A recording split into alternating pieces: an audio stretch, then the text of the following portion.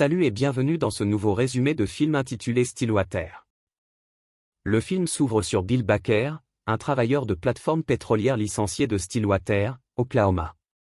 Il mène sa vie, passe des entretiens pour des emplois de construction à temps partiel et rend visite à son ancienne belle-mère, Sharon, qui est malade et nécessite un réservoir d'oxygène. Il l'aide autour de la maison et elle lui offre quelques provisions à envoyer à sa fille qu'il prévoit rendre visite. Il se rend dans la chambre de sa fille et collecte certaines de ses affaires à lui livrer. Il se rend à l'aéroport et découvre un collier en or Stillwater dans la boutique de souvenirs. Bill se rend à Marseille, en France, et s'installe dans un Best Western où tout le personnel le connaît.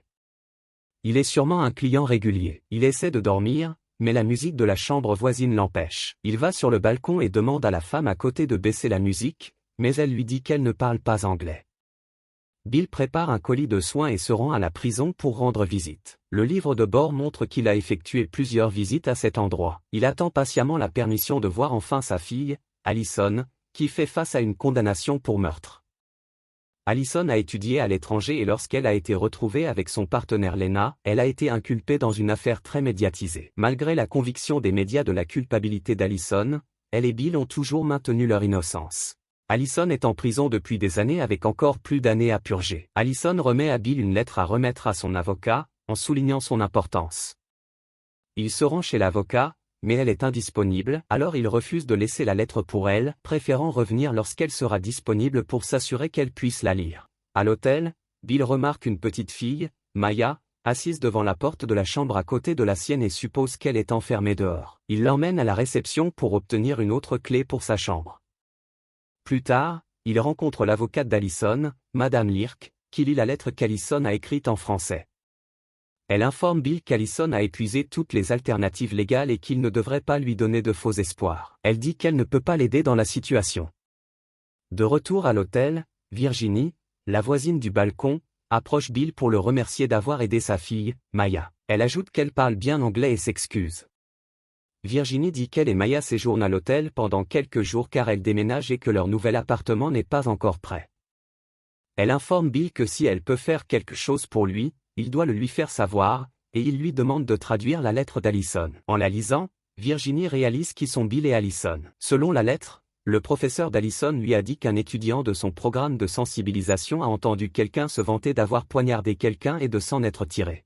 La lettre demande à la police de l'E-Park d'enquêter sur cette piste. Étant donné le manque de confiance dans la capacité de Bill à gérer quoi que ce soit, lorsqu'il se rend au bureau de l'E-Park pour demander de l'aide, un employé lui dit que l'IRC a manifestement clôturé le dossier. Ils offrent à Bill des informations pour des détectives privés, et il s'emporte et quitte les lieux. Il rend visite à d'autres avocats, dont certains ne parlent pas anglais. Il finit par rencontrer Deroa, un détective privé qui lit la lettre. Deroa, un ancien agent des forces de l'ordre, explique à Bill combien il sera difficile de localiser le jeune homme s'il n'est pas déjà enfui, d'obtenir un échantillon d'ADN, puis de le comparer à l'ADN inconnu trouvé sur les lieux du crime. Il a des contacts au département de police qui contestent cela. L'enquêteur informe Bill que le coût total de l'enquête s'élèvera à 144 000 $. Bill ricane et s'en va. Bill rencontre Allison, qui est impatiente de savoir ce que l'IRC a dit. Incapable de lui briser le cœur, il informe Allison que l'E-Park enquête sur l'affaire, et elle est ravie. Bill demande de l'aide à un membre du service de l'hôtel pour obtenir les coordonnées du professeur. Il se rend à l'université et le rencontre. Le professeur donne à Bill les coordonnées de la fille qui avait la piste, mais dit qu'elle ne parle pas anglais. Bill demande au professeur de l'interpréter, mais il dit qu'il ne peut pas s'impliquer même s'il pense qu'Allison pourrait être innocente et lui souhaite bonne chance. Le personnel de l'hôtel donne à Bill l'adresse de Virginie et Maya, et il achète un jouet à lui offrir. Il informe Virginie du problème, et elle accepte de contacter la fille pour lui. Il lui propose de l'aider avec certains travaux de plomberie et d'électricité dans son nouvel appartement, ce qu'elle accepte. Virginie accepte d'accompagner Bill pour rencontrer la jeune femme et de traduire pour lui. En chemin, ils découvrent davantage l'un sur l'autre.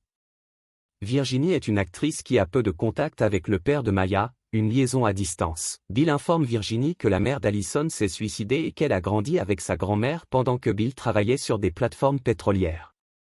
Lorsqu'il rencontre la jeune femme, elle est accompagnée d'une amie qui lui dit fortement de ne pas balancer jusqu'à ce qu'elle se referme et refuse de parler.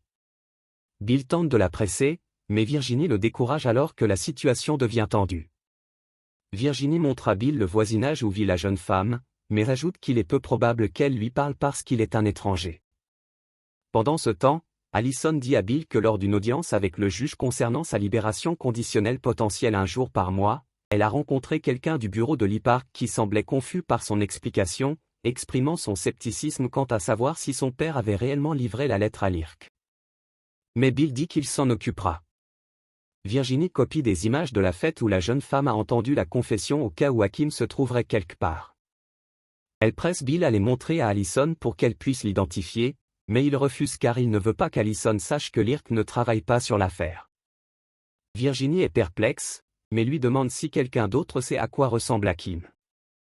Bill se souvient que le propriétaire du bar l'a vu, alors Virginie et Bill se rendent le rencontrer.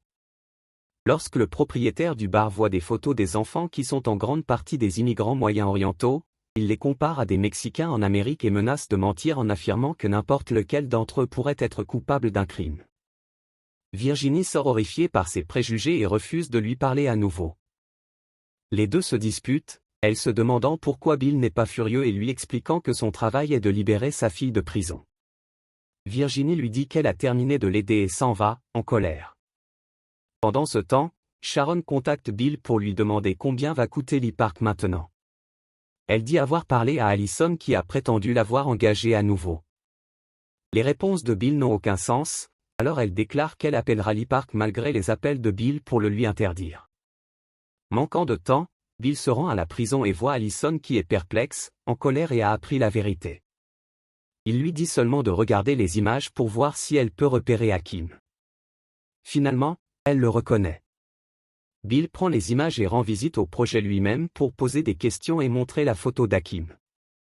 Personne ne l'aide, et finalement, un groupe de jeunes commence à se moquer de Bill, ce qui dégénère en violence et le groupe commence à le frapper. Hakim finit par arriver, et l'un des jeunes lui montre la photo et lui dit que Bill le recherche.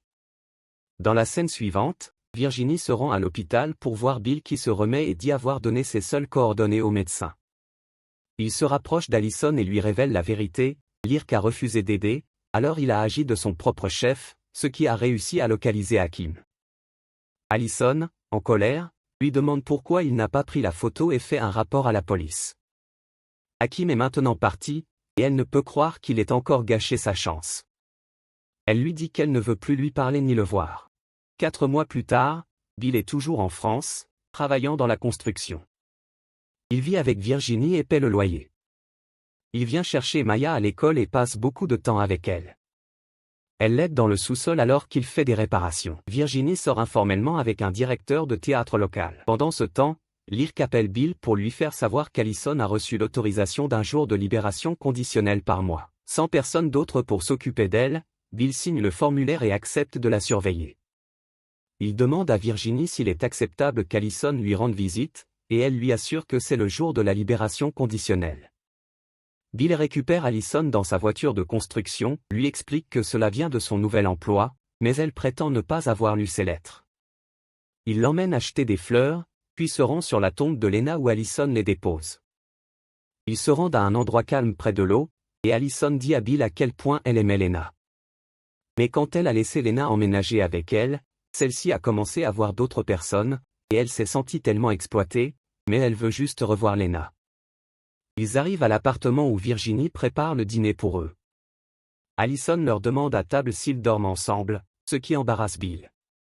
Tous deux confirment pour elle qu'ils ne le font pas.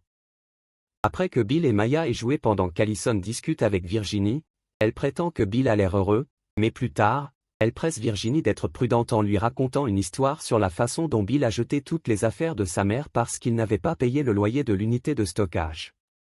Elle l'appelle un foutu, tout comme Allison.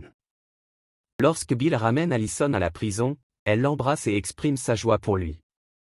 Bill reçoit un appel plus tard et se précipite à l'hôpital. Allison a tenté de mettre fin à ses jours par pendaison. Quand il rentre chez lui, Virginie le console et le lendemain, Maya découvre qu'ils se sont endormis dans le même lit. Bill reprend sa routine normale, passe du temps avec Maya et assiste même à l'un des spectacles de Virginie malgré le fait qu'il soit en français. Après le dîner, ils conviennent tous deux qu'ils souhaiteraient faire évoluer leur relation. Ils couchent ensemble, et le lendemain, Maya les surprend en train d'agir de manière romantique. Bill surprend Maya avec des billets pour un match de football. Ils passent un bon moment pendant le match jusqu'à ce que Bill remarque Hakim dans la foule, ce qui le surprend. Il le suit du match jusqu'à un restaurant, Maya l'accompagnant tout le temps. Quand elle s'endort, Bill kidnappe Hakim, le lie avec du ruban adhésif sur une chaise et le verrouille dans le sous-sol. Il remet une partie des cheveux d'Hakim à Deroa qu'il paie pour le test ADN. Deroa est inquiet, disant à Bill que s'il fait quelque chose de mal, il ira en prison plutôt que de libérer sa fille. Mais Bill l'encourage simplement à le faire. Maya dit à Bill qu'elle sait pour l'homme dans le sous-sol, et Bill lui dit que c'est un homme horrible et qu'il veut qu'elle garde cela secret. Les résultats de l'ADN mettent des jours à revenir, et Bill se sent frustré car il doit garder Hakim dans le sous-sol plus longtemps que prévu en l'alimentant tout en attendant les résultats. Quand Bill descend pour vérifier à nouveau sur lui, Hakim le supplie de le libérer en expliquant qu'il faisait seulement ce qu'Allison voulait. Il prétend qu'Allison l'a payé avec un collier en or, mais Bill ne croit rien de ce qu'il dit. Il dit Stillwater comme l'indique le collier, ce qui perturbe Bill, mais il lui bouche la bouche avec du ruban adhésif et s'en va. Bill téléphone à Sharon pour demander si le collier Stillwater qu'il a acheté pour Allison était avec elle lors du procès, mais Sharon ne sait pas de quoi il parle. Le lendemain, Virginie remarque Deroa planqué devant l'appartement. Elle descend et il prétend être un inspecteur de construction demandant s'il y a eu des bruits ou des odeurs venant du sous-sol. Elle refuse, disant que s'il lui donne sa carte, elle le rappellera, ce qu'il trouve douteux. Quand il part, elle regarde la porte du sous-sol.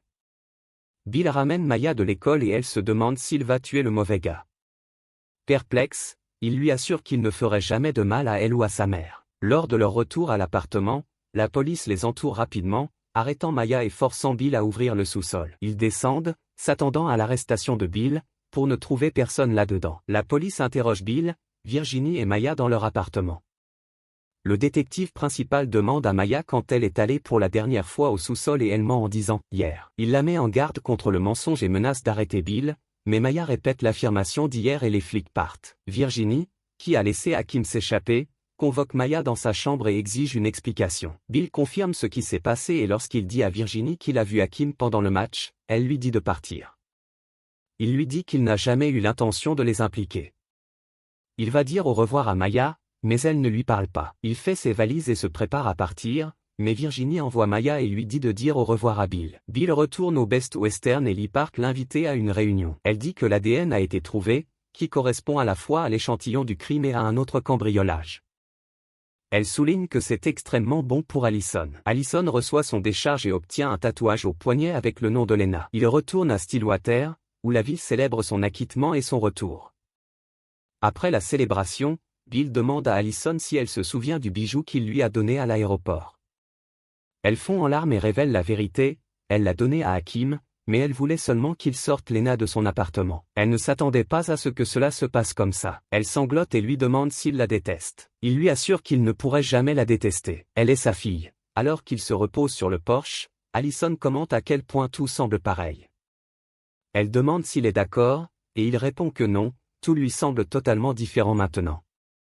Merci d'avoir regardé. Si vous êtes nouveau, n'oubliez pas de vous abonner et d'activer la cloche de notification pour plus de résumés. Portez-vous bien et à la prochaine.